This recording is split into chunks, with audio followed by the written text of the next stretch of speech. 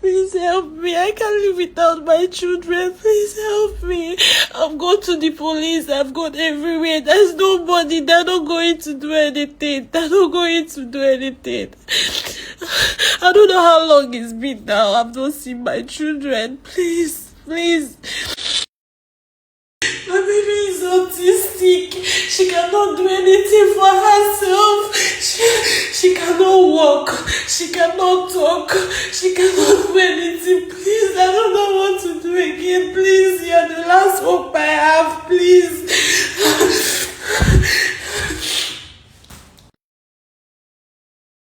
Alright, so you listened to the voice notes. That was the thing I saw when I checked my DM.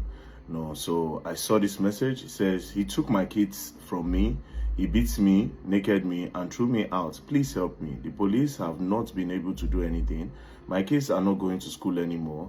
He left my 3-year-old daughter with 4 men and left town. Please reply. Let me give you more details, please. She sent that on the 11th of February. On the 12th, she said, please help me. The Lagos State Police won't help. He will abuse my daughter. On the 15th, she said, please help me. I have not seen my kids. It's 1 month now. I can't live without them. I don't want him to buy. I don't want to buy myself. My baby is autistic. And then she sent these voice notes that I just listened to. So I didn't see all of this until on Saturday. That was when I saw it, right? Then immediately I responded by saying, you have to send a voice note of what happened for record purposes and also your pictures too. And that was when she sent everything that happened. Now, before I play everything that happened, I just spoke with her this morning. First of all, this is the guy in question. This is his picture. Secondly, I just spoke to her this morning. I told her that I'll try my best to bring her to Abuja to come to the gender department at the FCID. The person in charge of that department, I know her, Madam Rita. She is very, very, very particular about cases like this. So I told her I'll fly her in and then she can come and file the complaint here in Abuja. So now we can listen to our explanation of everything with evidence, of course. My name is Olivia. I'm from Enugu State, but I reside in Lagos. So the last incident that happened that made him to take the keys forcefully from me, I was shooting my clothes downstairs. I was trying to market my clothing when he came and he sent my younger brother to come and call me. I was downstairs and I went upstairs to meet him. He said I should pack my clothes and my bags and leave his house. Usually he would throw me out. Everybody in the street, everybody in our street knows I usually sleep on that street at night when he takes the keys from me and beats me and throw me out. But I usually come back because of my kids. He would threaten to take them away from me and I'll have to come back into the house and beg him.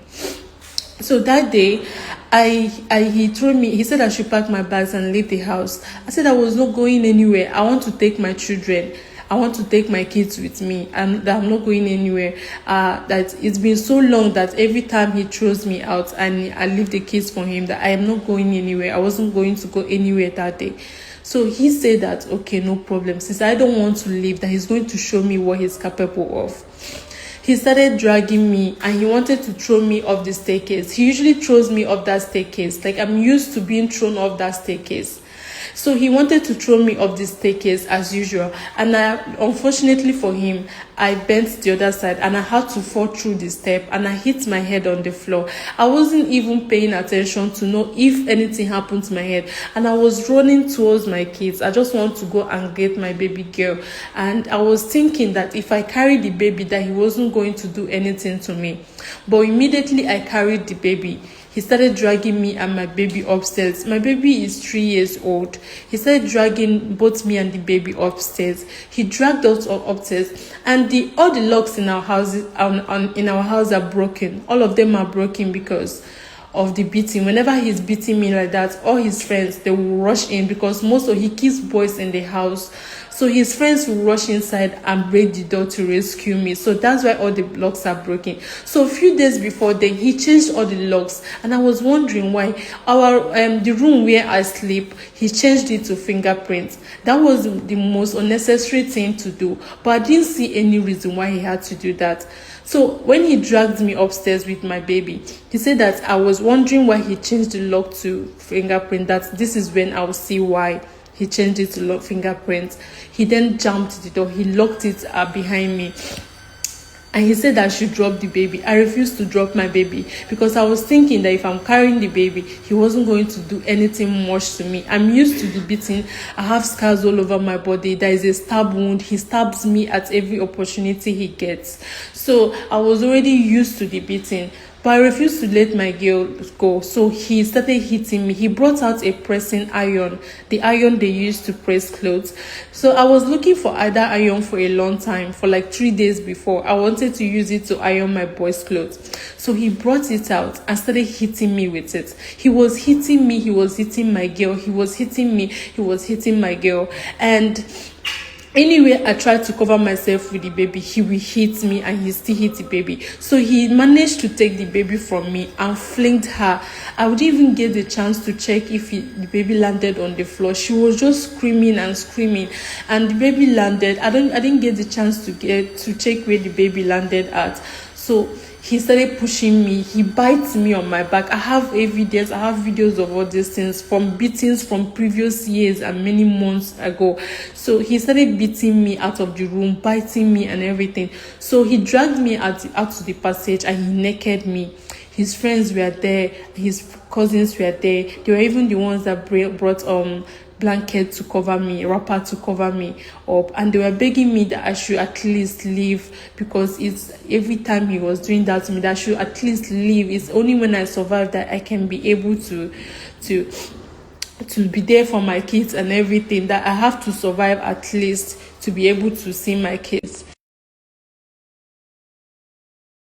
So he dragged me outside and I went outside. When I went outside, he locked everything. He seized my phone. He said that the only thing I would ever take out of the house was only the clothes I was putting on. He took my ATM card. He took my business. He took everything from me. He took my phones. So I had to start running to the police station. When I came to the police station that night, they said that it was already late and that was not the right police station to make the report. So they said that I should sleep there at the police station, because usually I was already used to sleeping outside. I said I wasn't going to sleep at the police station, that let me just go back to the house. I came back to the house and he instructed everybody to lock me out and everything inside the house. I should just stay outside. So I slept outside that day. The next day, I went to the police station, Elason police station, the one closer to my house. When I got to the police station, I made the report and everything. They said, okay, that they have to invite him. They invited him and he said he was busy. They called him, he said he was busy. They said, okay, let's go to the estate, let's go to the house and see if there's anything they could say. They got to the house. It happened that he locked everybody, including my own children. He locked everybody inside the house and went out with the key. There was nobody allowed to leave the house, which in case if anything was happening inside the house, nobody would have known and everything. So when we got there with the police station, with the police people, they refused to open the gate. They said that he locked the gate and he went out. They started calling him again. He said that he wasn't available. So we went to the estate security. The estate security started calling him again and he wasn't available. So when he eventually called the woman back, I think he called his lawyer or something. Then the lawyer told him that he should tell them that they were going to come see to the police station the next day. And the police people, they gave us appointments the next day. The next day we came. The next day I left where I was sleeping because I didn't have anywhere to sleep. I slept outside. So the next day I got up from there and started going to the police station. When I got to the police station, he was there already before I came, because I was sighting them from afar. He came with 2 lawyers, but I came the first time, he wasn't there yet. So I went back. The second time I came, I saw them from afar with the lawyers and 2 security personnel that he came with. So I came. When I came inside, they called him to come inside and he was just too proud to come inside. He was with lawyers and everything. So when the police people started questioning him about what he did to me, they did do all these things to me and they did take my children from me. He said that it was he's going to handle it as a family case. But the police people refused. They said that it's wrong, that they should transfer it to the DPO. So they transferred it to the DPO office. When we got to the DPO office, the DPO instructed him to give me back everything, that he should give me back my phone and give me my children. He agreed to that. He agreed to give me back my children. Then he said that they said I should follow him home and get my things and my kids. So when we got to the house, I was not able to get anything out of him. It was only the phone that he gave to me, and he took my kids away from me. So the next day, after like 2 days, I went back to the house again to see if I can be able to see my kids or anything. So when I got there, he instructed them not to allow me in. But when I got in, the gate was open. I entered inside, and my boy was following me. My kids, they were following me. They wanted to go with me. His boys started bullying me, and they were beating my son. I have videos of all these things. They were beating my son, and I went back to the police station. And when they came for the arrest of those boys, he told those boys to leave the house, and they left the house. So right now, up till now, the police have been looking for him. He has refused to release my kids, and nobody knows where my children are. Nobody knows where he is. Nobody knows anything up to this time. I think I'm running mad. He has threatened so many times that he had told me pump and play that there's nothing I can do to him, that if he kills me now, that nobody can tell. I have pictures of all the beatings he has done to me. He beats me like every slightest opportunity. He has stabbed me so many times, and now he has my kids. I don't know if I can do without my children. I can't. When I was pregnant for my baby, he forced me to take drugs. He was forcing me to take drugs every day.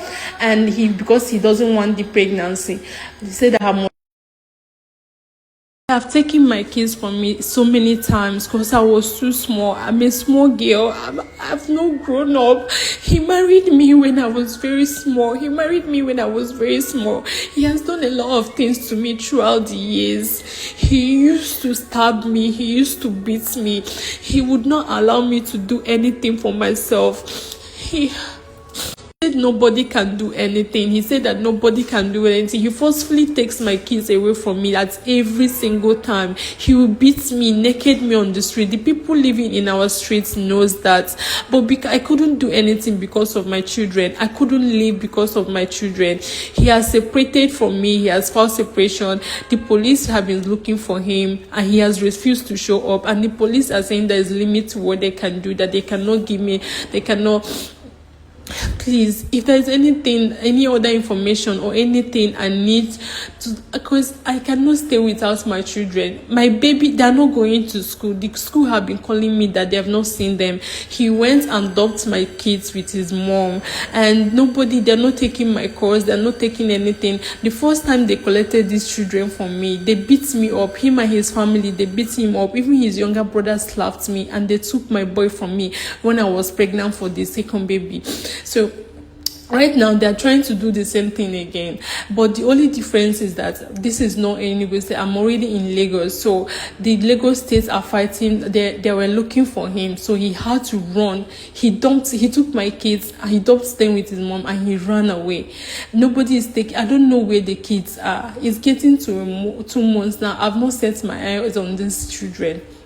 He will usually tell me that if I do anything, that he's going to kill me, and nobody will ask. And actually, it's true that nobody is going to ask.